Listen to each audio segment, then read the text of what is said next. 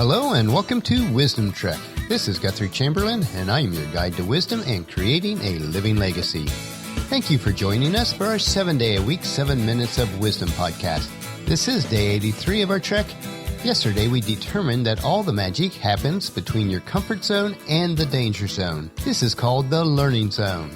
In order to gain wisdom, one of the most important habits that we need to learn is to know when not to talk, or as I like to refer to it as, the cure for that dreaded disease called diarrhea of the mouth. We are recording our podcast at our studios at Home 2 in Charlotte, North Carolina. As we come to an end of another day, we have much to be thankful for. We had a good day of work, a positive eye exam today, and a small group of friends over for dinner as we celebrate a major victory and blessing in the life of a close friend who has come through a major trial for the past 19 months. Although the trail ahead for our friend still has many twists and turns, steep climbs, and precarious slopes in the next few weeks and months, our celebration together this evening has us praising God for His leading during these many months.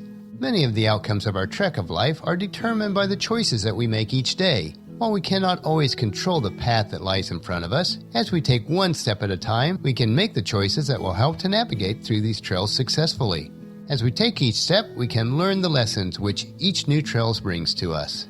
One of the most difficult areas of our life to control consistently is the use of our tongue. We need to learn when to keep our mouth closed. Have you ever been in a group of people that you respect and find yourself saying something that is completely out of place? Well, I know I have. Have you ever spoken to a loved one or associate that cuts them to the core, and as soon as it comes out of your mouth, you think to yourself, how foolish it was to say such hurtful words. Our words can lift someone to the heights of heaven or plunge them to the very depths of hell. On our trails for today and tomorrow, we will first explore just how difficult but important it is to control our tongue. And then we will weave 10 practical suggestions on when it is best just to shut up. As mentioned from the very beginning or day 0 of the Wisdom Trek podcast, as a Christ follower, much of the wisdom that I have gained throughout my life comes through God's Word, the Bible. It has much to say about how important it is to choose our words wisely and to limit our words to that which is helpful to others. Christ's half-brother James wrote several paragraphs about how difficult it really is to control our tongues. It is in his letter to the Jews that were scattered across the Roman Empire, and in chapter 3, verses 1 through 12, he writes, "Dear brothers and sisters, not many of you should become teachers in the church, for we who are teachers will be judged more strictly.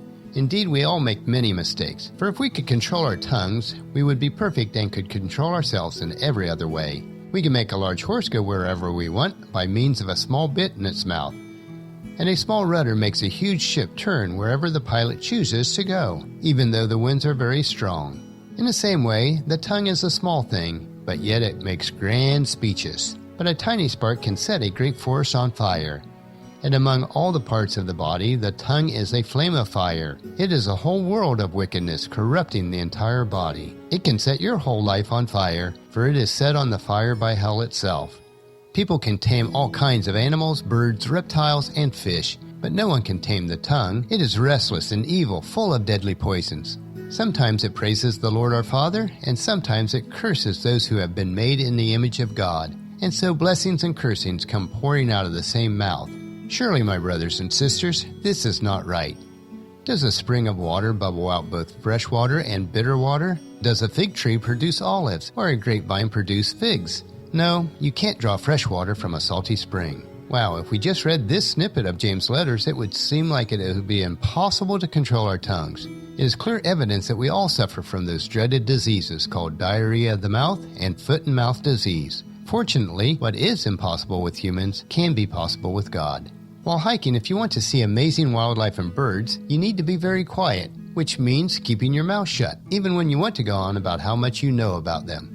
So as you trek through today and tomorrow, you'll arrive at 10 clearings along your trail, where you'll be able to gaze through the trees and see some amazing sights. These are examples of 10 times when we should just keep our mouth quiet. Today we will visit the first 2 clearings and then finish up the remaining 8 tomorrow. Knowing when to open your mouth and when to keep it shut is very valuable wisdom. We all sometimes don't speak when we should, and we do speak when we shouldn't. But wise people will speak less because they know the value of keeping quiet. So now we arrive at clearing number 1. Keep quiet when you want to correct somebody, particularly when this someone is a new acquaintance or a superior of yours. If you correct them, you might embarrass them, and you're not actually going to gain anything. They might not believe you, and you could wind up in a dumb argument about it. Taking out your phone and find sources to prove you're right until you shut them down, sure, you've demonstrated your superior knowledge, but a lot of people actually hate that. In many cases, if someone misspeaks, there's no need to correct them because what they said is really not of any importance. If it is really important, meet with them in private and discuss the incorrect information and give them an opportunity to correct it. Or it might be said, never miss a chance to keep your mouth shut. And then clearing number 2, when you have to set a big goal, keep your mouth shut. You might think that announcing your intentions to others will increase your chances of achieving that goal. But research suggests the opposite is true. NYU psychology professor Peter Gollwitzer found in 4 different studies that people who kept their intentions to themselves were more likely to achieve them than those who made them public. Now, the reasoning behind this study was that once a goal is publicly announced, then in our subconscious minds we have already completed that goal. Now, it is better to confide in 1 or 2 accountability partners that will make sure that you reach your goal. It is a much more effective way to make sure that you meet it. Another reason for not trumpeting your big plans is that if you don't follow through, then you'll seem flaky. Please join us for our camp tomorrow for another day of Wisdom Trek, Creating a Legacy. Tomorrow we will finish up the remaining 8 clearings on our trail and when we should learn to just shut up. Well, that will finish our podcast for today. If you've missed any of the previous podcasts, please check out Wisdom Trek on iTunes, Stitcher, SoundCloud, Spreaker, YouTube, or at wisdom-trek.com. If you enjoy our daily doses of wisdom, these little nuggets we consume each day, I encourage you to take the time to invest in yourself in these 3 ways. Invest with your time in improving Wisdom Trek by leaving your name, email address, and a comment on our website so that we can provide you with the wisdom and insights that best fit your needs. Number 2, invest in yourself by listening to your 7 minutes of wisdom through the Wisdom Trek podcast each day. And the best way to do this is to subscribe at iTunes or Stitcher and have it downloaded to you automatically. And third, invest in the lives of others by sharing with your family and friends, in person or online, to journey with us on our Wisdom Trek. And if you haven't done so already, please leave us a rating at iTunes or Stitcher so that we'll gain more exposure for others to join us on our Wisdom Trek. The journal for this podcast can be found at wisdom-trek.com, where we also have pictures, tweetable quotes, wisdom nuggets, and free resources. Thank you for allowing me to be your guide, mentor, but most importantly, your friend, as I serve you through the Wisdom Trek podcast and journal each day. As we take this trek together, let us always live abundantly or fully, love unconditionally, listen intentionally, learn continuously, lend to others generously, lead with integrity, and leave a living legacy each day. This is Guthrie Chamberlain reminding you to keep moving forward, enjoy your journey, and create a great day every day. See you tomorrow.